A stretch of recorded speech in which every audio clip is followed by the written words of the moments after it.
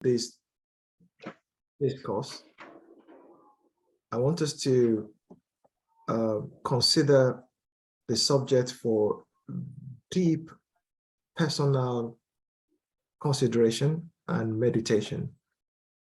Because what we want to do is to, if you like, provoke some very deep conversation.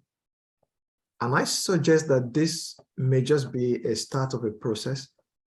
I know that many of us are leaders in various spheres of influence. Many of us are leaders in various circles. However, consider that personal leadership is an ongoing development, is an ongoing quest to become and release the value that is trapped in everyone. To start with, I would like to present a few questions, and they just go back to the foundation, to the basics of leadership. The first question there is, who really is a leader? Whenever a discourse around leadership comes about, there are so many pictures that form in people's minds. The minds of people may just go straight to the president of a country, to the head of a corporation, to the apex leader in a church organization. It may go to the father in the house. And so we have various conceptions or things that we've pre-stated positions about what a leader is or who a leader is. And then the second question follows, which is, what is leadership? I almost want to append another question to that, which is to ask, what is true leadership? Okay, I can see a hand coming up. We can make it interactive. I absolutely welcome that. But maybe what we can do, just to make sure that we go through the content, we can just go through a slide and then allow questions, if that's okay. Well, I acknowledge that raise of hand, and we'll take that input just in a minute. So, who is a leader and what is leadership? And in fact, I would ask, what is true leadership? Because we see leaders in various shapes, forms, and anyone can claim leadership of some kind. So it's not even so much about leadership, it's now to ask what true leadership is. The other question follows, which is, why is leadership important?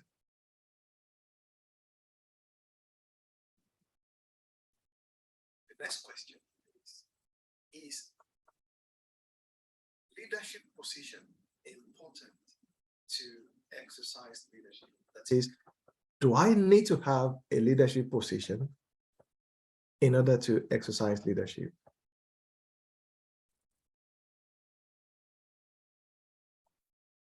Another question follows, which is something that I think about and it bothers me, which is, why does the average person shy away from leadership responsibilities? These are questions. They are questions to really think about because we want to build on these thoughts. However, I can see a raise of hand, and I would very much like to take that input, if that's okay. Please unmute yourself and ask a question, sir.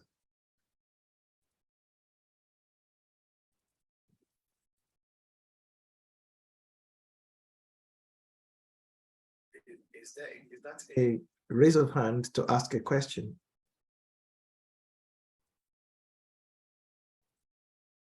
Okay, I assume it's isn't. Maybe it was just a click on the button.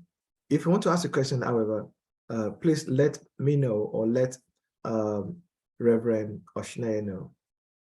Okay, but these questions are important, and I like us to think about them, hold them somewhere at the back of our minds as we progress. But first, sometimes to consider what something is, it can be very helpful to look at what it is not. So let's look at what leadership isn't. I like to suggest that leadership is not manipulation. Now, many people manipulate. As a matter of fact, many leaders manipulate. But is a manipulator a true leader? That's why I want to qualify that word leadership, not just by using it blandly. I want to append an adjective to it, which is true leadership. And that's why we want to state that leadership is not manipulation. It's not coercing people. It's not suppressing people. And it's not oppressing other people. I'd like to suggest again that leadership is not at the expense of others, i.e., I win and you lose.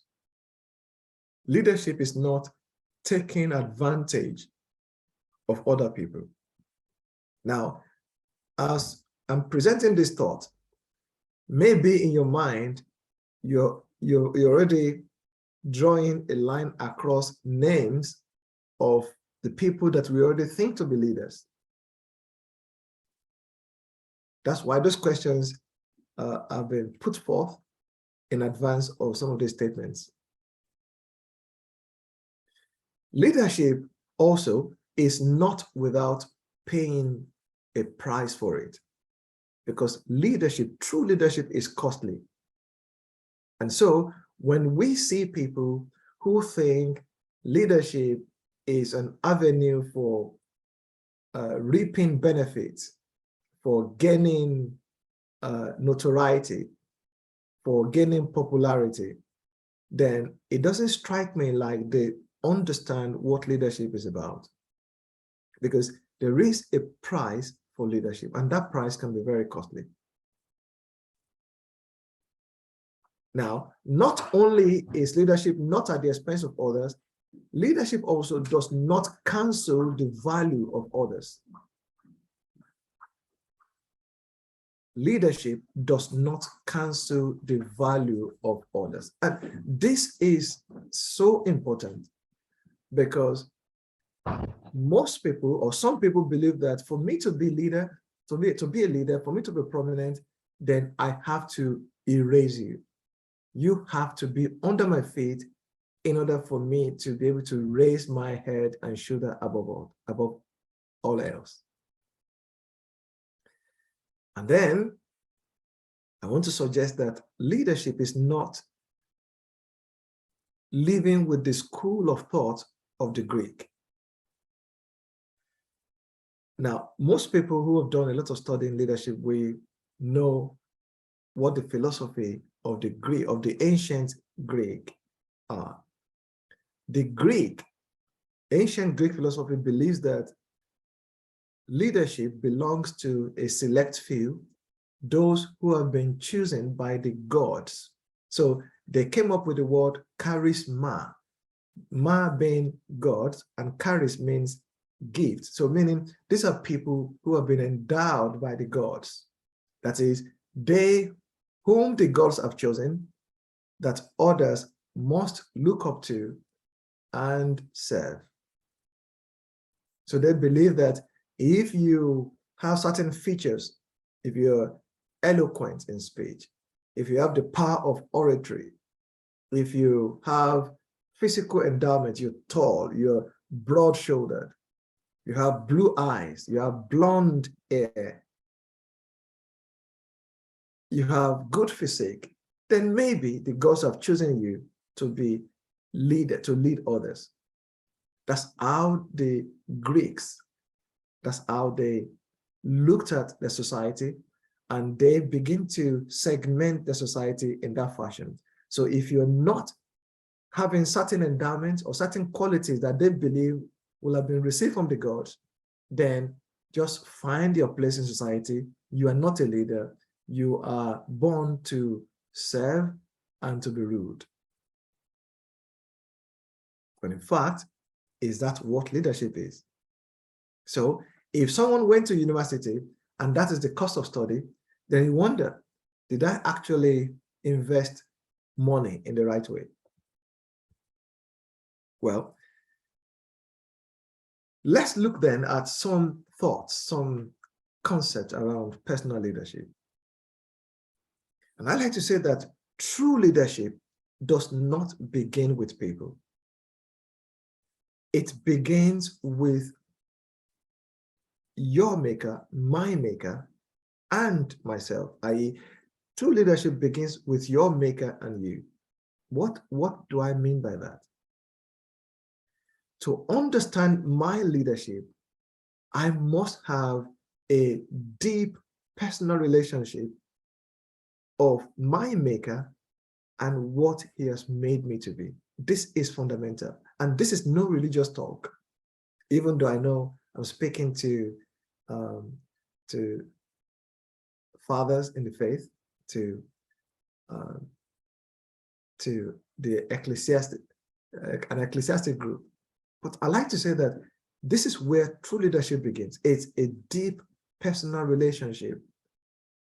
And I'll call it a revelation or a discovery, as it were, an introduction by God to you about you. Let me just use an example. You remember when God, an angel of God, spoke to Gideon and he said, "Hello, Gideon, man of valor." Gideon looked around and said, "Well, who are you talking to?"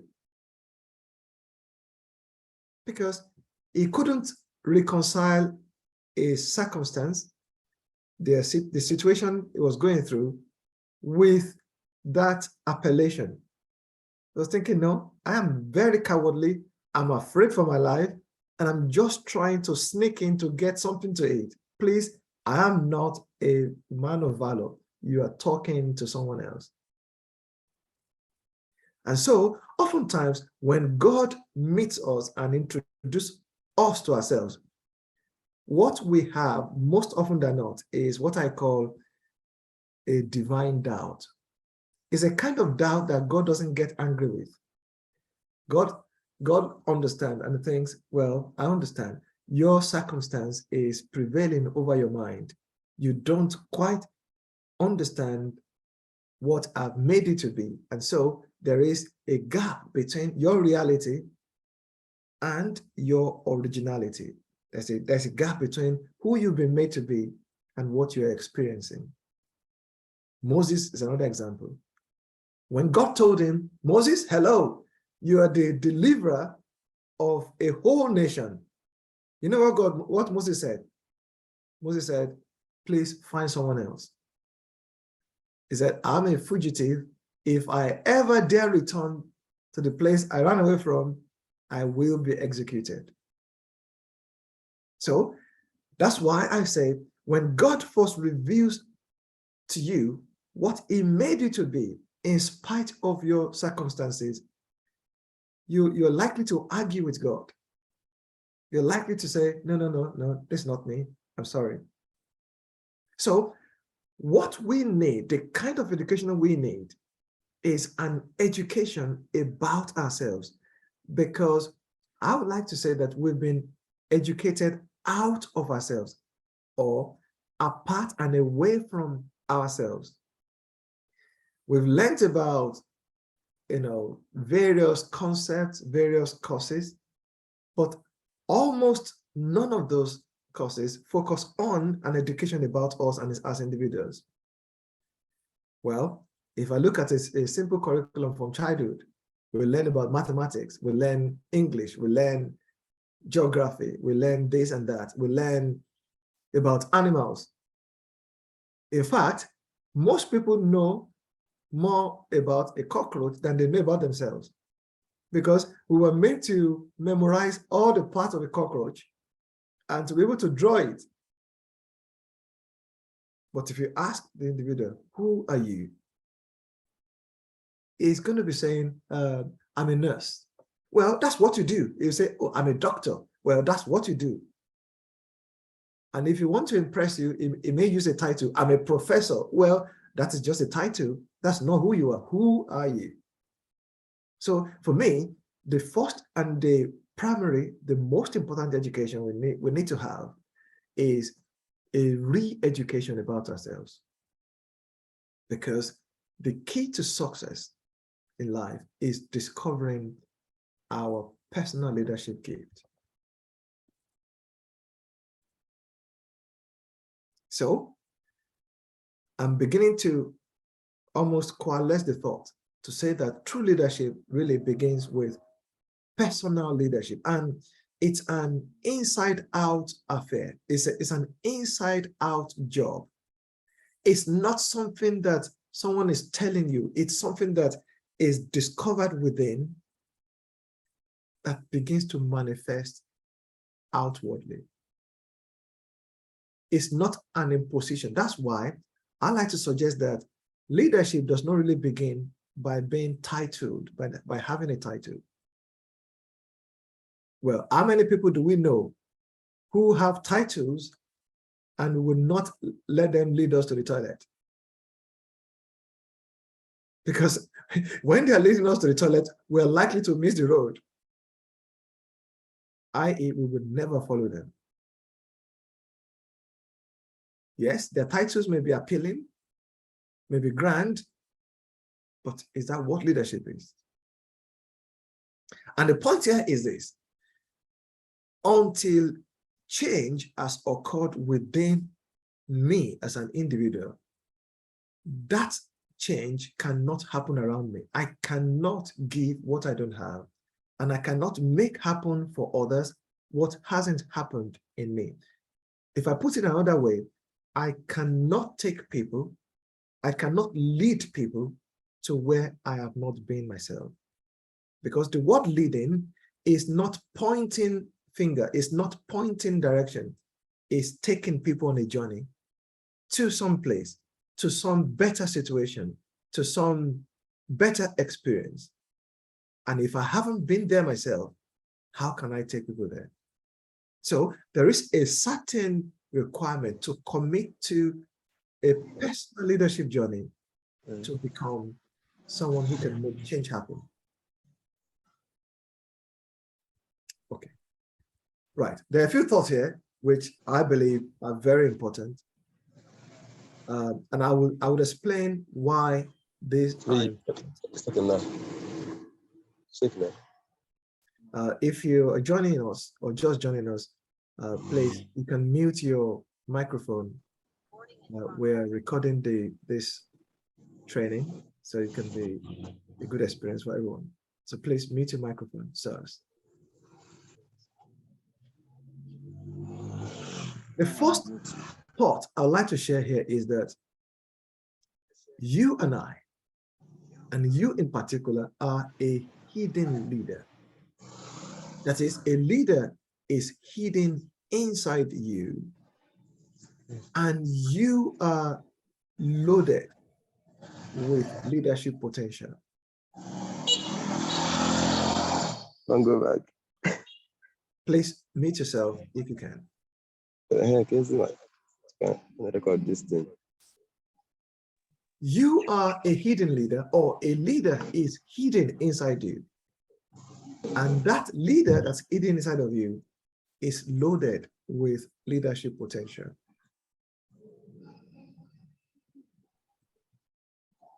If we have enough time, I can back up each of these assertions, but let's hold it for deep thinking and for, I'll say, conversation. Every human being was created and designed to lead and wired to dominate, but not over people, this endowment is in an area of gifting. Well, I know that we are familiar with the scriptures, the word of God. And I ask, what is Genesis chapter 1, verse 26 about? Look at that word again. Let us make man in our image and in our likeness, and let them have dominion. The word dominion is the word that translates to a number of words, one of which is in the Aramaic is called mamlaka.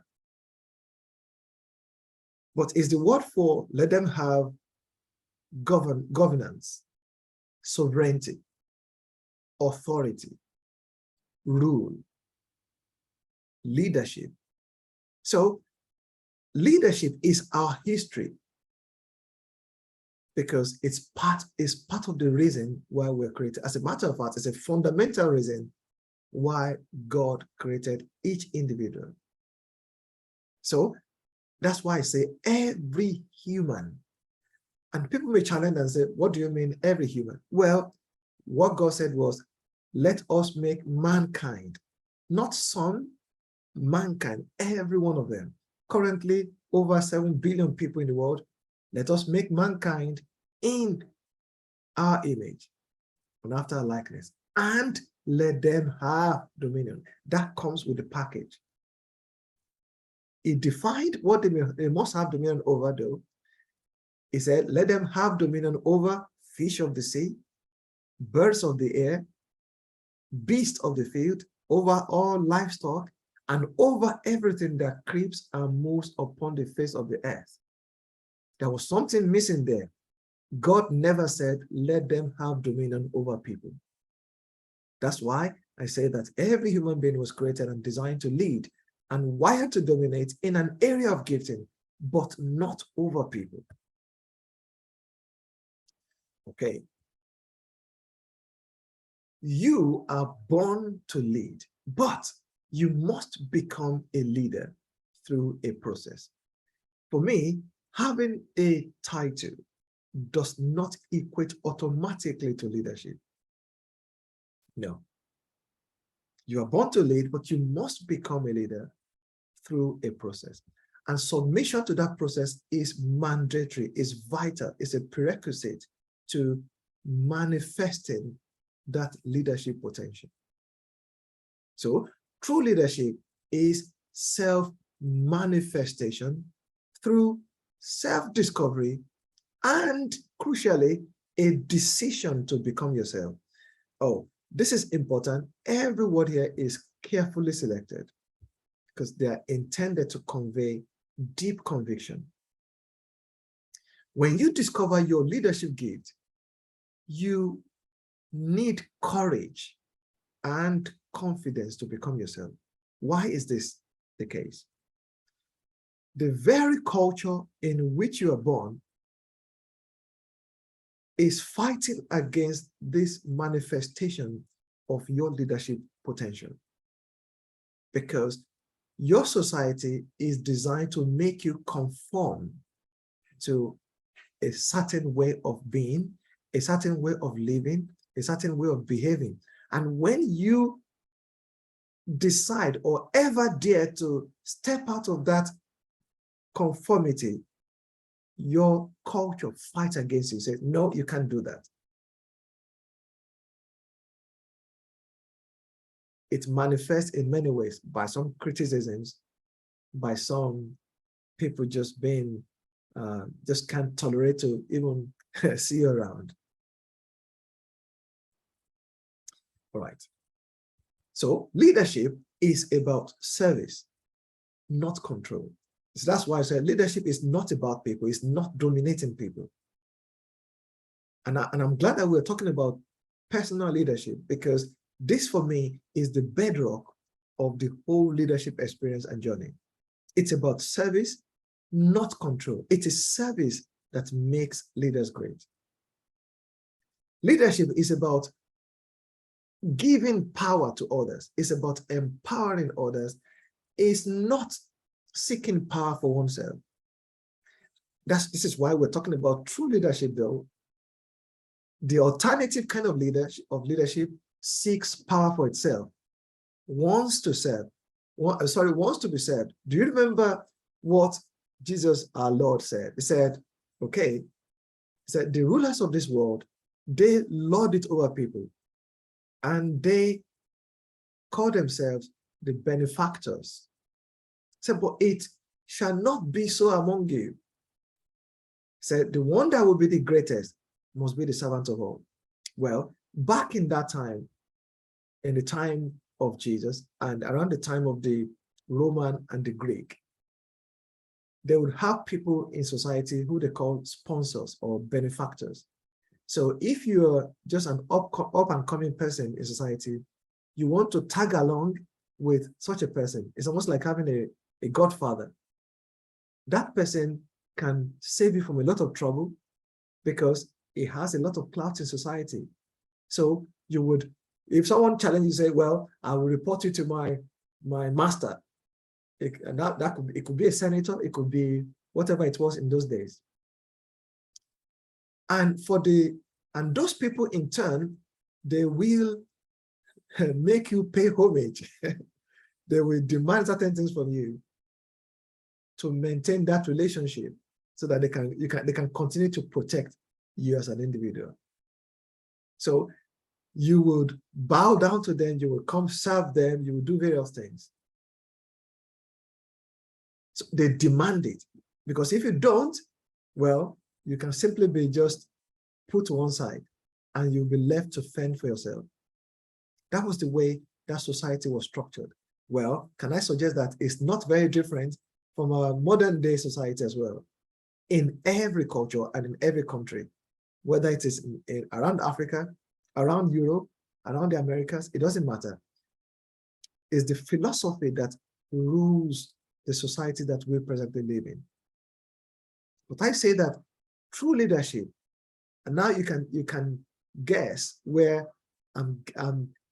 what I mean by true leadership, i.e. the kind of leadership that we see in our Lord and in scriptures, is about empowering others to become themselves and not seeking power for oneself. True leadership is about inspiration, not manipulation, because most people manipulate. And if people cannot inspire, they will automatically manipulate.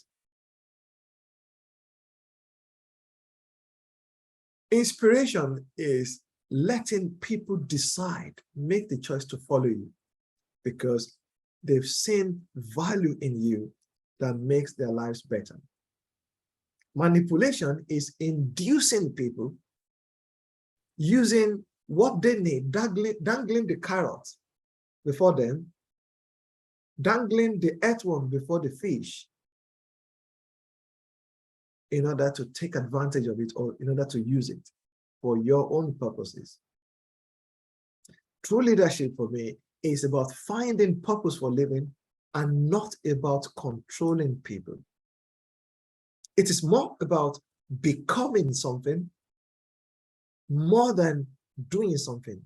Yes, there is the performance side of leadership, but fundamentally, true leadership is first and foremost about becoming something. Because if what you are doing is not who you are, then you are simply pretending.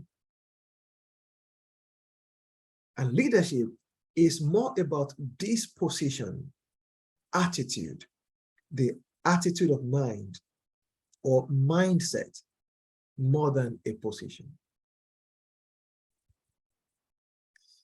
I like this picture, and I deliberately captured it just to emphasize this matter of mindset.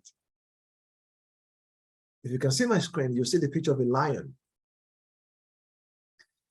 What distinguishes lion from other animals is not because it's the biggest. Lion is not nearly as big as an elephant. It's not nearly as tall as a giraffe. It's not as bulky as a rhino or as a buffalo. But there's something about lion. In fact, lion is not even the smartest. It's not as smart as the fox, or as the wolf, or as the hyena. But there is something about the lion. The attitude of the lion is such that it thinks, I am the ruler of you all. I am the leader here. And when a lion roars, every animal takes notice, because they see the manifestation of the attitude of that animal, and they just don't have that. When an elephant trumpets, maybe people will just cover their ears. But when a lion roars, even elephants shake in their boots.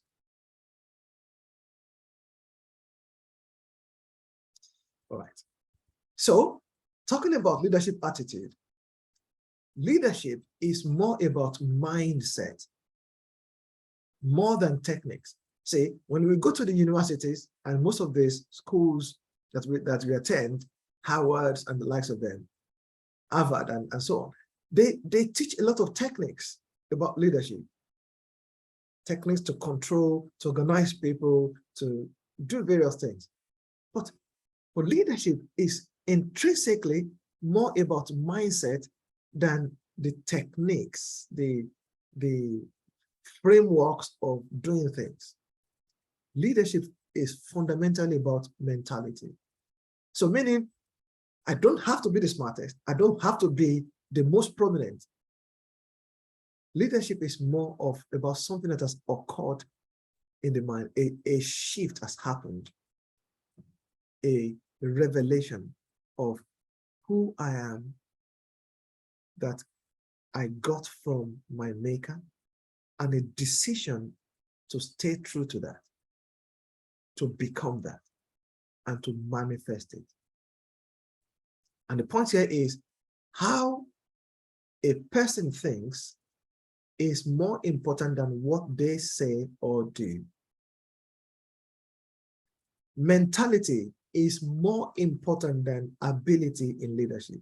This is so crucial. That's why we have a lot of people occupying leadership positions, but their mindset is like that of an imposter, a destroyer, someone who damages. And the point here is how a leader thinks is what separates them from followers. When someone is leading you, first and foremost, check out how they think, because everything a leader does is born out of their mindset, their philosophy, their way of thinking. And the point here is you can only take people to where you've been in your mind and in your disposition. Otherwise, nothing changes. It doesn't matter. I have this challenge, and I ask myself, how is it that an environment that has so many institutes that could birth change is hardly ever reflecting that change in society? I ask that question all the time. And that's because until the mind of people change, the experiences that they have will remain the same. But this is true, however, about this mental transformation, that it is not a transferable exercise. The responsibility is personal and it cannot be transferred. No one can become a leader for you. It's a responsibility that we must embrace. And it starts by changing the source of information that feeds and instructs the mind.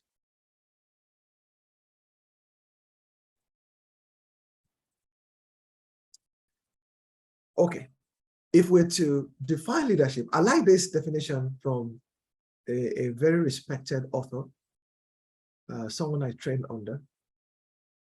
And he defined leadership as the capacity to influence through inspiration that is generated by passion, produced by vision, that is derived from a conviction of purpose. And every word there is important. As a matter of fact, if you turn this definition upside down, then you will see the various layers of what true leadership is about. I know most people say leadership is influence. I agree. Every leadership exerts influence. But the question really is, what kind of influence? It can be an influence that is nothing but destruction and damage to society. And I'd like us to look at this definition and almost break it down to get into the meat of it. Number one, at the very root of that definition is the word purpose.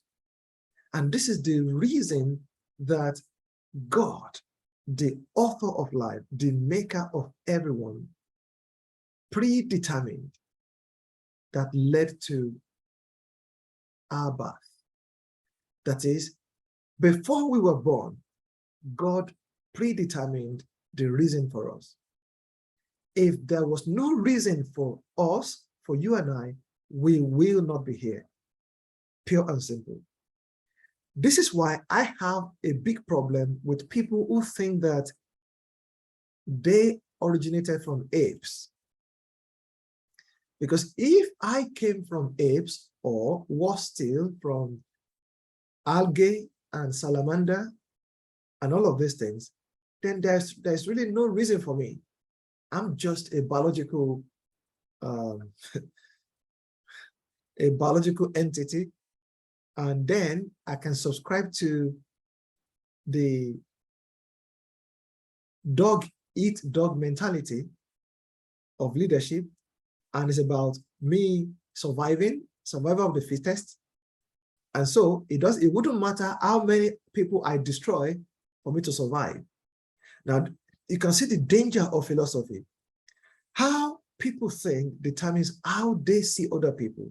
So if people believe, we are the best in the world and everything should be about us, what are they going to do to other people? They will destroy them.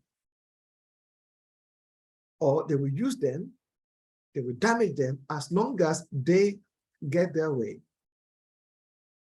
So for me, this understanding that I came from God, out of God, is crucial to my leadership.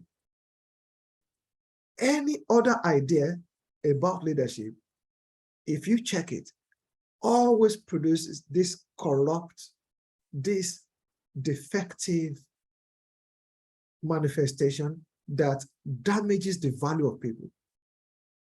Because you're going to think some people are better and some other people are worse. Maybe that's why the continent of Africa has suffered so much at the hands of people who have this Greek mentality. Because the Greek fundamentally believe that if you look like me, flat nose, dark skin, well, you are meant to serve, period. It doesn't matter how educated you are still a slave. But thank God that I met my author before I met the Greek. So I can ignore the Greek and say, I agree absolutely with the author of my life. And he said to me, you have a purpose for your birth. Your purpose brought you to the earth. Now, this very mindset must become so strong that you are utterly convinced by it. And it is this conviction that makes you to embrace your significance. That if my author, if my maker says I came for a reason, then I am valuable. My value is tied to my purpose. And I do not require the opinion of an ignorant individual to cancel my significance. So conviction is a belief in your significance, because now you know and understand your value to the world. It is this conviction that leads to making the decision to make your ability your responsibility. You know, I said before that true leadership is discovering your leadership potential. But you can discover your potential and do nothing about it. What makes you do something about it is this conviction. You are convinced, you are persuaded that I am not an accident. And I have resolved to make my ability, my potential, my responsibility. When this happens in a child, in a middle-aged person, in an adult, in an old person, their lives literally change 360 degrees. And this conviction, because it's so personal, is the reason why leadership is not about people first. In fact, this conviction leads one to believe that your raw material, the things you have been given as endowment by God, is your potential, and that is the raw material for manifesting your leadership. Therefore, it's natural then that you want to know, you want to invest in the knowledge and understanding of that potential, because that's your raw material. Invariably, when conviction takes place in the mind, it begins to show up in pictures. That picture is what we call vision. You begin to see that I have been given the capacity to change certain things in the world around me. When this begins to show up in picture, I tell you what, a leader is born. Because once you begin to see it, I think it's hard to put the genie back into the bottle. And the combination of this understanding of purpose, of the conviction of purpose, and the crystallization of this purpose begins to fuel a desire in the mind of the leader. We call it passion.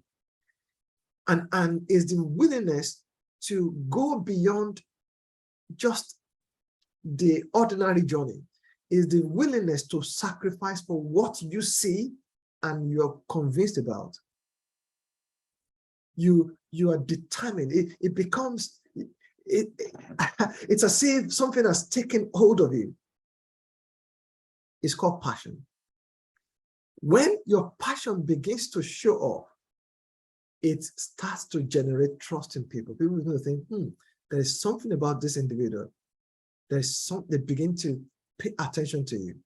And all this time, you're not trying to impress people. You're simply manifesting what is inside of you. When people begin to notice your passion, then they begin to observe your passion and begin to trust this manifestation, something happens. That thing is called inspiration. You are not making them to do things. You are calling out something in them. You are reminding them that they too have been created for leadership. And that's what invariably draws a following. So true leaders don't chase people. People reach out to them because of what they've seen in them. Now, my question is, how do we discover this leadership gift, what God has put in us? If that is the container of our leadership gift, how do we discover it? And how do we begin to release it? I'm just going to make some general statements here and I'll move on very quickly. That the leadership gift that everyone has is the assignment that we came into the world with. And we know the source. The source is God himself. This leadership gift is what determines whether or not someone will live through life frustrated or have a sense of fulfillment, because it determines the success, what true success becomes. Look, how many people have we found that have gone to the school of medicine and after they finish, they said, you know what, I do not want to do this. I have a few friends like that. Because yes, school taught them to treat people, but their author made them to be something else.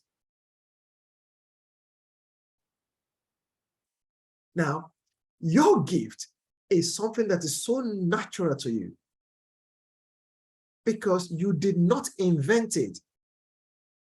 The Creator put it there. And as a matter of fact, this leadership gift is the identity of his career. I like to use an example here. When you see an orange tree, you name the tree by its fruit. Orange, the orange tree derives its identity from the fruit it produces, from the gift it presents to the world. The gift of orange is orange. The gift of the orange tree is orange. That is its identity. That is the value of the orange tree. If the orange tree does not produce orange fruit, it is only something to be used for shade. And you may soon cut it down because it's only occupying space.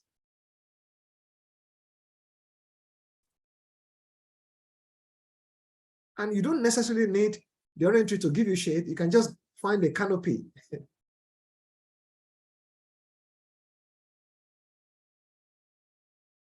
Your gift is your access to any place you desire in the world. That's why they say that a man's gift makes room for him. Right. Now, what this implies is that to become great in the context of what we mean by greatness, particularly how Jesus defined it, you must serve yourself to the world. What makes orange important to us? It serves its oranges. Now, until you serve your gift to the rest of us, honestly, we won't be bothered about it. Now, the kind of leadership that Jesus described is the one in which everyone wins by finishing their race. If you plant an orchard of oranges, what you want is that every tree in the orchard produces orange, period. You are not so concerned about the first to produce the orange. You just want every tree to produce orange. If you have a cocoa plantation, what you care about is that every tree in that plantation produces cocoa, period. And each of them wins because they produce their cocoa. If they do not produce their cocoa, they lose, period. So every tree, every cocoa tree is a winner in your eyes as long as they produce their cocoa. Because all you want from the cocoa tree is cocoa, period. In that sense, when you look at your cocoa plantation, you only see an organization of cocoa producing trees. This is why when God looks at the human race, what he sees is an organization, a world of leaders, not a world with a leader. You don't want a leading cocoa tree that only produces cocoa and the rest of them are only just looking at it and wondering when their cocoa will come. No, you want each of them to produce their gift. That is why an organization of leaders is always going to be better than an organization with a leader. Because leadership fundamentally is not the management of people, it's the coordination of their gifts and their resources. I'm mindful of time, and I'm going to just pace myself a bit faster. Leadership is like a tree bearing its fruit. I mean, what an analogy. It's so simple. It's not complicated, even though it's laden with meaning and it connotes a process. It's like a tree bearing its fruit, because true leaders do not seek followers. Instead, followers are attracted to leaders. In fact, if you have a cocoa plantation, you know how costly cocoa is. I can almost challenge you to forget about that cocoa plantation. And you will struggle to do so because you are attracted to cocoa. Cocoa can't be bothered whether you come to it or not. But because of its value, you go to it. You go to cut the grass. You go there to look at it. Is it looking good? Is it okay? Is it producing? Is it ripe? Why? It attracts you. So true leadership is not about seeking followers, because followers are attracted to true leaders. When people come around you, be mindful though that they are coming for your fruit. And if you refuse to produce fruit, what do?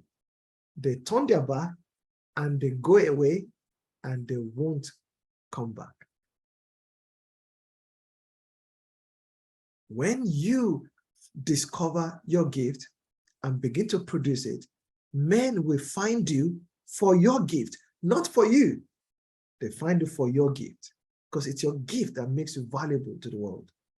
So the greatest mission everyone has then is to become a servant of your gift, not a servant of people.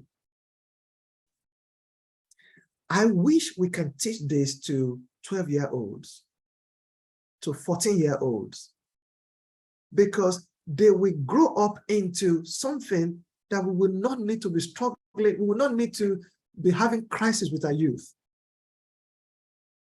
Imagine that the youth in your house, in your church, they are fed with this kind of mindset. And they believe it. You can only produce world changers. When you discover your gift, you become authentic.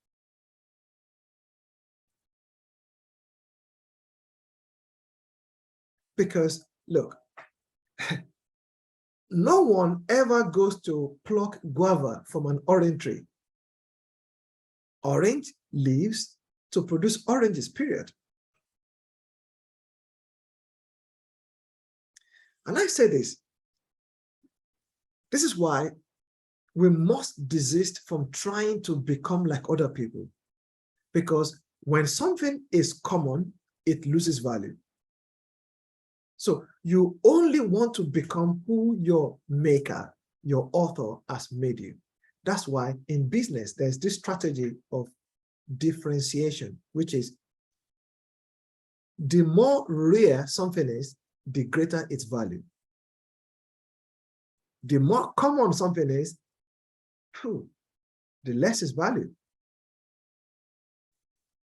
And leadership is finding your original gift that makes you valuable to the world. Because when you find your gift, you discover your true power and your authority. Authority is tied to the service of your gift. What is authority? Authority is the license to serve your gift. It's not about somebody else. It's about, say, the orange tree has license to produce its fruit. It has the authority. So when it's producing it, no one looks at it like a crisis. It's just natural. You expect it. When a bird flies, well, authority to fly is in the bird. When a lion roars, authority to roar is in the lion. When a human being leads and dominates in an area of gifting, that authority is divine. So when you find your gift, you also discover the purpose of your time, Otherwise, your time is being wasted. Look, what I'm doing right now, I was born to do this. So I'm not struggling to do it. I also know that this time I'm spending with you, sirs and mas, is valuable because it is in the service of my gift. Right. When you find and develop your gift, invariably people submit not really to you, but they submit to the power of your gift. You begin to have a space in their mind. You begin to have a room in their mind, and they make physical room for you. People don't make physical room for you until you had room in their minds. So when you present your gift, a man's gift makes room for him. How do you explain someone coming from the prison and is literally being welcomed in the palace? I'm talking about Joseph, our dear Joseph. Why? Because of his gift to solve problems, to interpret dreams. Even the Pharaoh could not receive the authority and the power of his gift. In that case, it follows that the development of your gift is your most prized responsibility. And I also add that it's your primary responsibility, because that will determine whether you live frustrated or live a fulfilled life. All of the wealth, the significance you ever desire, all of the promotion you ever desired is contained in your gift. It's not about trying to, what's that word? Trying to, there's a language that is used in Nigeria, to have connections. Connections are good. Yes, networking is good, but beyond that, it's a man's gift that makes room for him.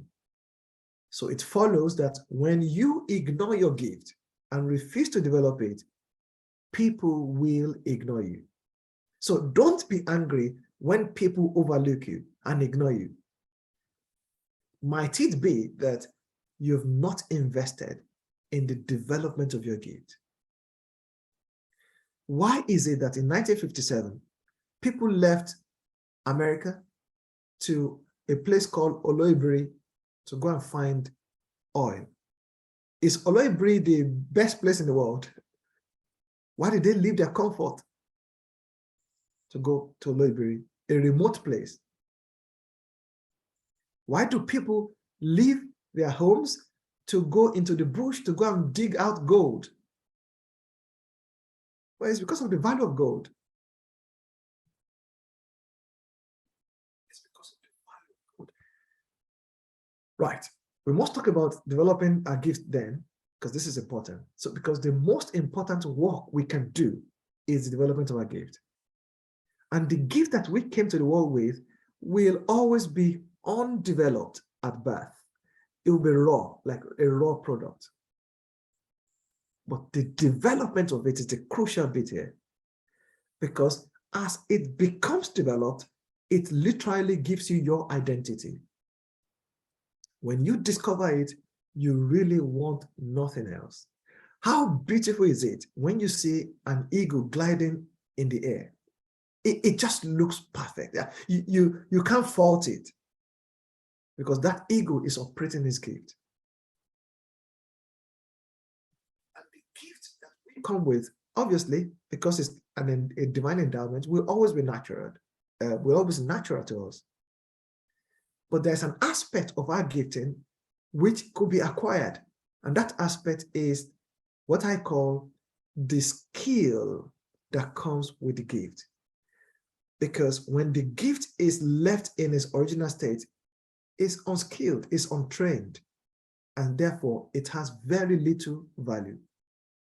But the refinement of that gift through acquired skills is what birth is values. So I put it this way: your purpose is to deliver your value, and that value may appear in the form of a product or a service, Okay. When I talk to, say, our dear venerable, and he gives me counsel about things I could do on A to A, B, C, and that solves the problem for me, he's giving me a service. We can call it ministry. That's our own interpretation. That's a coined word within that vocation. But in simple terms, it's a service. And because of how important this is, there must be a plan to deliver value. If there is no plan, life will be haphazard.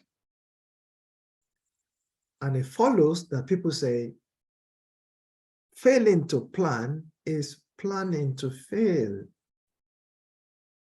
You must develop a personal plan to deliver your value. And you must be able to track whether you are on the right track. That's called creating goals to measure your progress towards the delivery, the enhancement, and the management of your value. If you lose passion to deliver your value, you have done what I would call self-cancellation. That's you canceling yourself by yourself. Because your passion to deliver your value must be intact, and you must be committed to sustain your value. And it takes character to retain that value.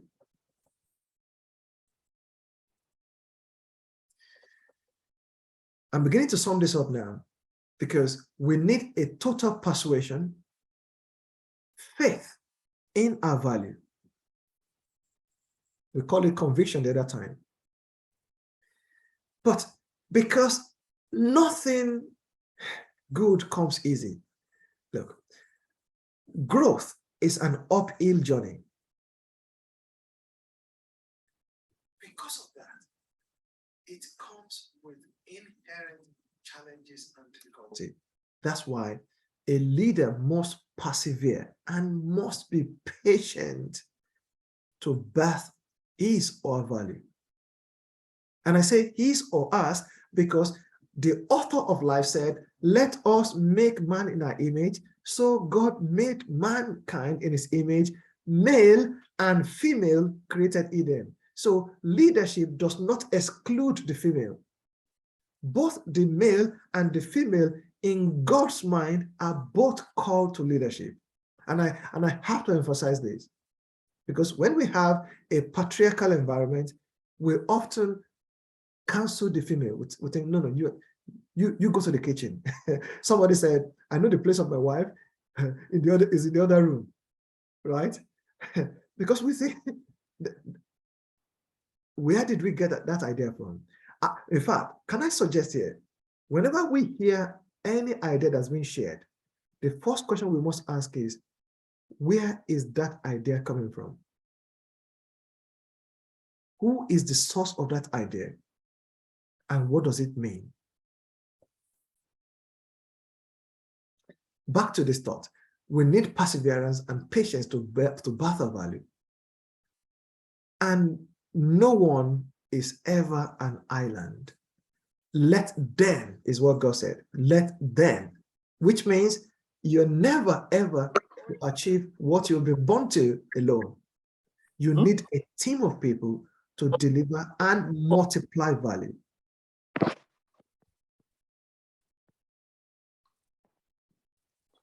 Your value must be protected. Oh, I can't say this loud enough. It must be protected because failure to protect your value or your product or your service cancels your authority to serve it.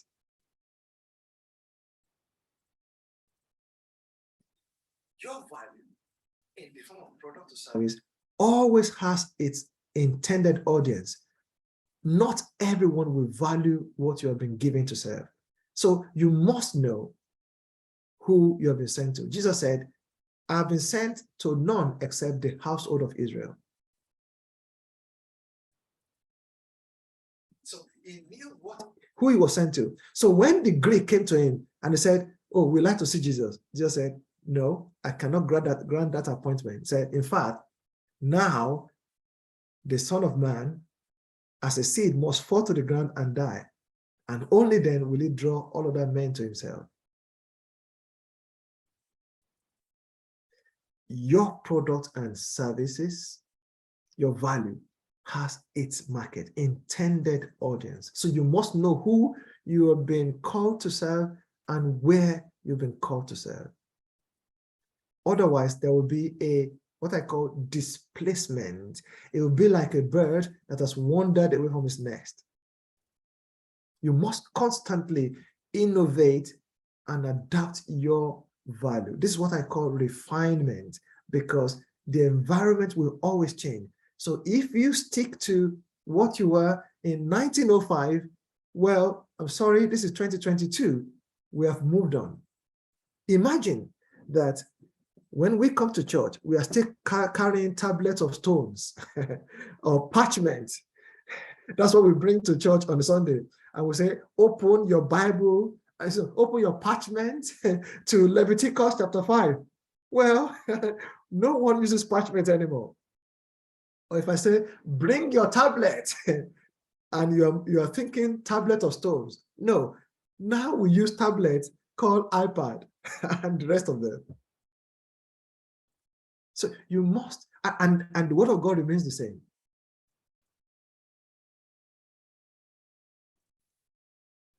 You must constantly innovate and adapt your value, your gift, to the changing demands.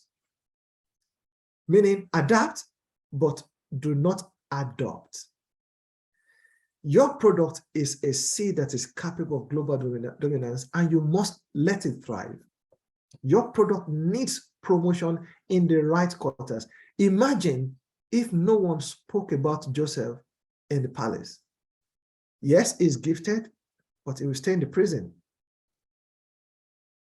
And this is where relationships matter, where we cultivate relationships. I mean, Reverend Oshineye just mentioned ahead of this call that his relationship of over 20 years with Venerable S. Michael. Imagine that relationship has been damaged. I won't be speaking to this audience now. So I am only benefiting from the privileged relationship between Reverend Oshineye and Venerable Michael. So I have to honor that. I have to treasure it. I cannot pretend as if I brought everyone here. No. Reverend Oshineye is my friend, but I have to honor him because of this.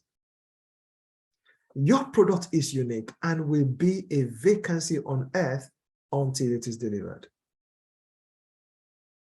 And let's remember that what we have been given is not for personal consumption. It is what we have been asked and mandated to contribute and deliver to our world. That is why when we see leadership that look at positions of leadership as a place to benefit and aggregate value to themselves, these are not leaders, these are destroyers. Rounding up. To find our leadership gift, we must consider that God is good. He hides the future of a thing in itself. So God hides our futures in ourselves. And they show up in the form of the deepest desires. You look at society and you think, I cannot bear to see young men destroying themselves. I cannot bear to see homes being destroyed. How can we have 200 million people and we have failed leadership? And you cannot complain about it. You refuse to be a complainer because, let me put it this way, complaining people are useless people.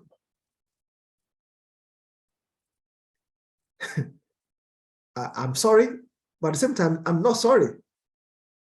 Because Change, positive change, does not come from people who complain about them.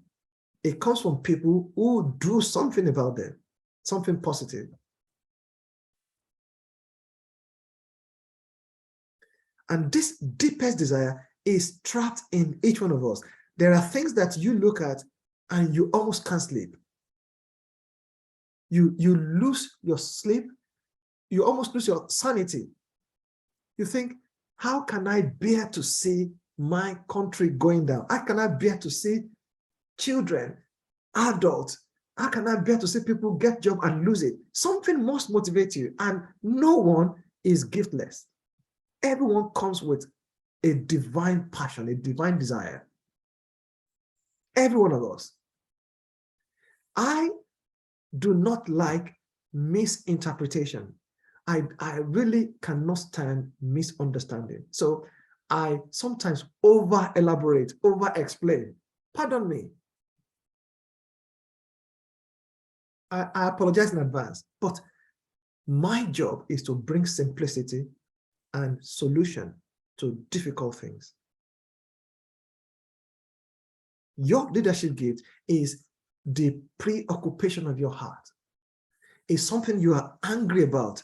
And that anger is a divine anger. It's not to punch somebody in the face. It's not to damage somebody. It's to bring about change. You are angry with the status quo and you want to see it changed. It's a purposeful anger, meaningful anger. It's not the anger that kills somebody. No. This thing that is called your leadership gift is like a shadow. It's following you everywhere. It's constantly showing up in your imagination. It is what you wish you could do for humanity, and you don't mind not being paid for it. It is your recurring dreams. Some of these dreams have been there for over 50 years, for over 40 years, and they haven't left you still. And the unfortunate thing is you are now thinking, I can't do anything about it. No, that is not true. You can do something about it. Because you won't find fulfillment until you do something about it.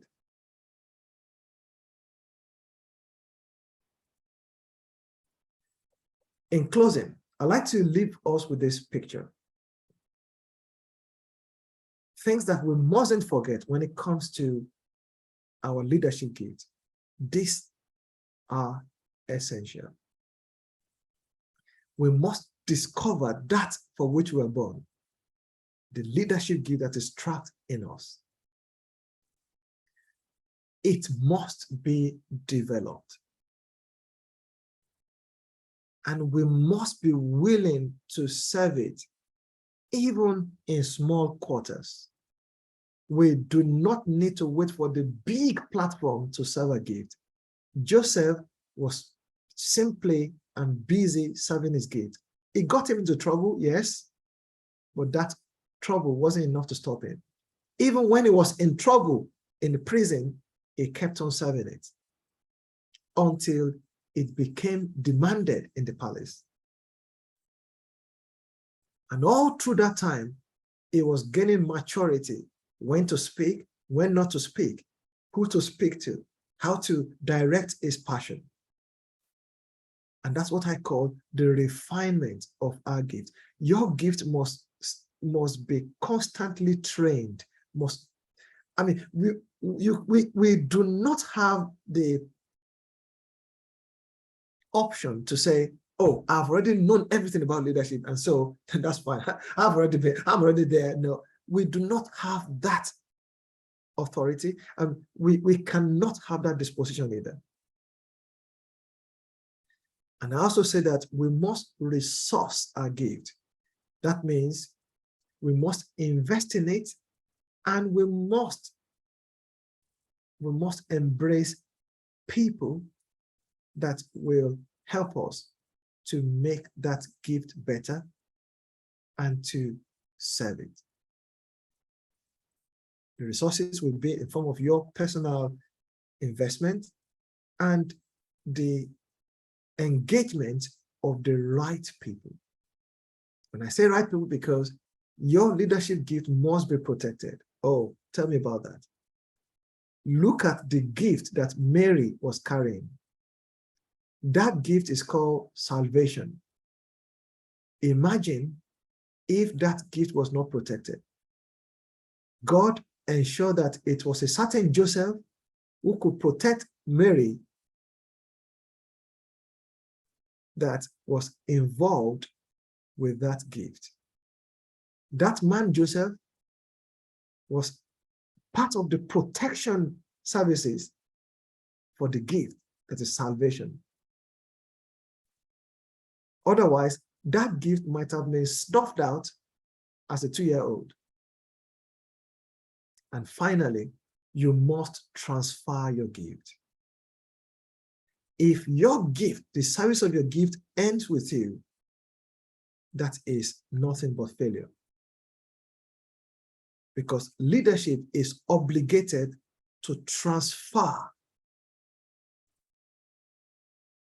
its service, its benefit, and its value to the next generation. I will stop here. Thank you for your audience. And I hope and pray that this has been useful. God bless you. Thank you. Thank you very much, my dear good friend. That has been a very powerful session, and I know everyone on this platform has gained one or two things. I know there must be questions in our heart, because I always believe that the proof of learning is asking questions. If something is not generating in your heart, if there are no questions bubbling in your heart, I don't want to believe you have really learned something. So if you have a question at this point in time, I want you to either raise up your hand by clicking the raise hand emoji, or you want to type your question on the chat box. Thank you. So that we can quickly move to the next round. Any question, you can either type your question on the chat box, or you raise the hand emoji so that we can identify you. Any question? Okay. Somebody saying good day, everyone. You're welcome, Pastor Oliver Ndubusi. Thank you.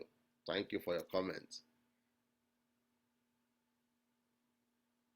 I think Pastor Ndubusi has a question. Okay. Do you have a question?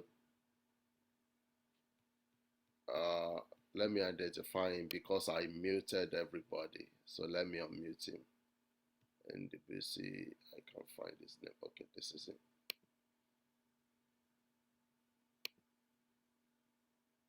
You want to unmute yourself, sir?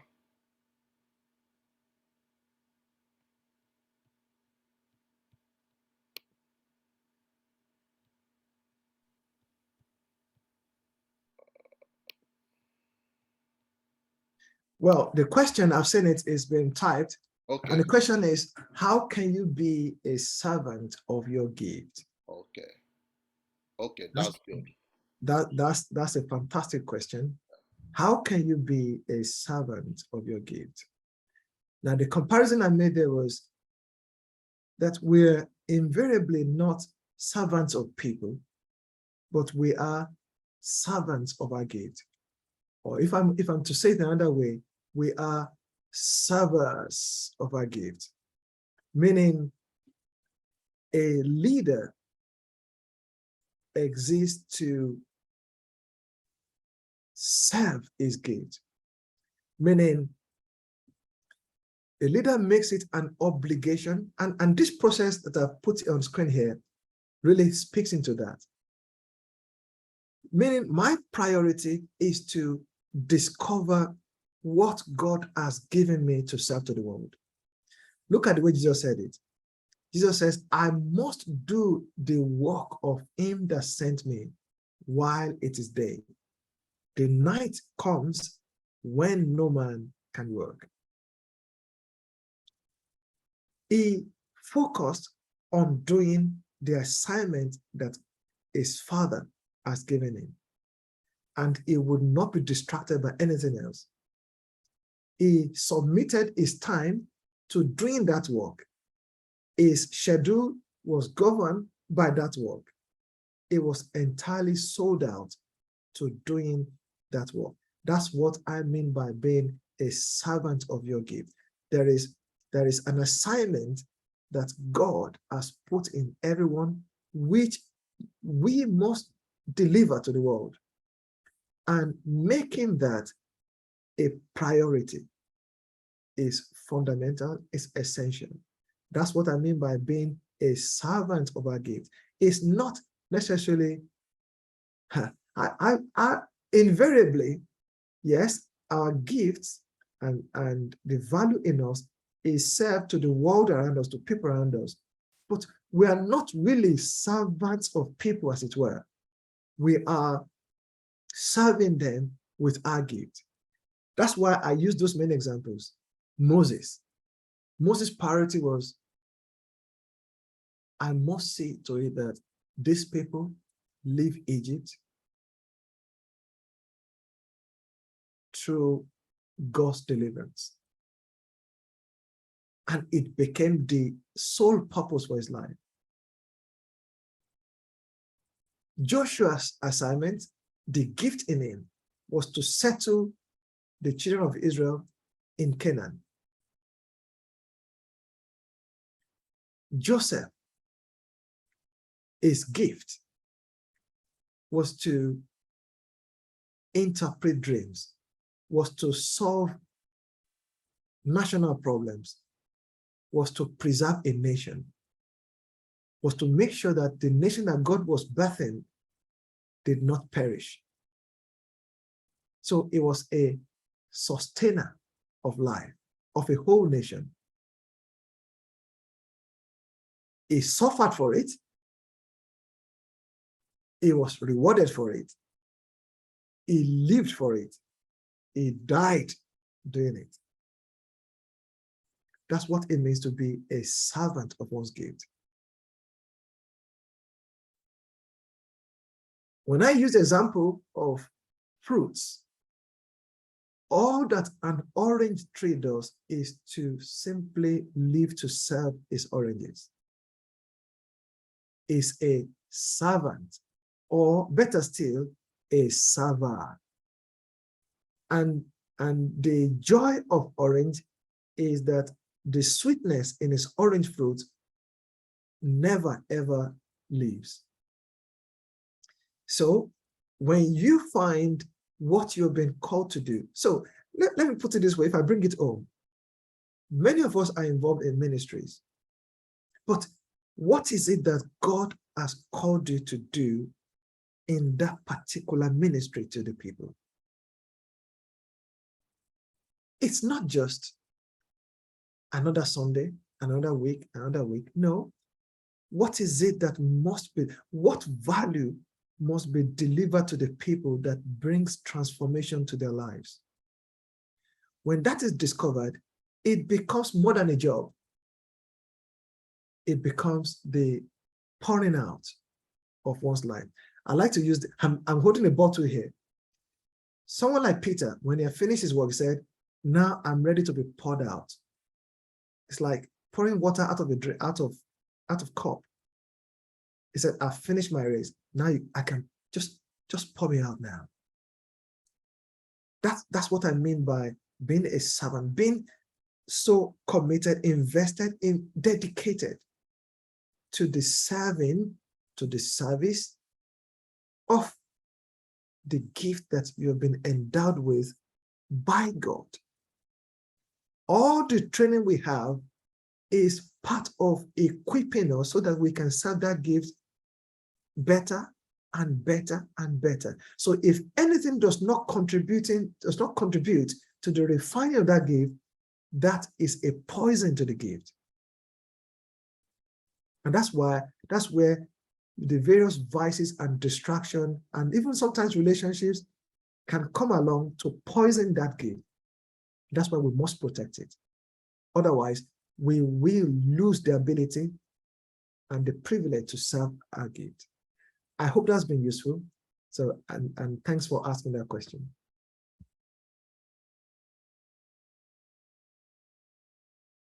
Thank you for that beautiful illustrations and answer. And I believe you've really captured the question. Do we have any other person with a question, a burning question that begs for an answer? Or we can move on. Are we all good? Oh, somebody just sent something. Let me see that. Oh, Pastor Ndubusi is saying, thank you, sir. Thank you, sir, for Thank you, sir. being our facilitator. So if there are no other questions, I think we can close in this session and be ready to move to the next session. We've just taken personal leadership. In the next session, we are going to take on the subject transforming your leadership. You can see that these topics are really interwoven. So I'm going to stop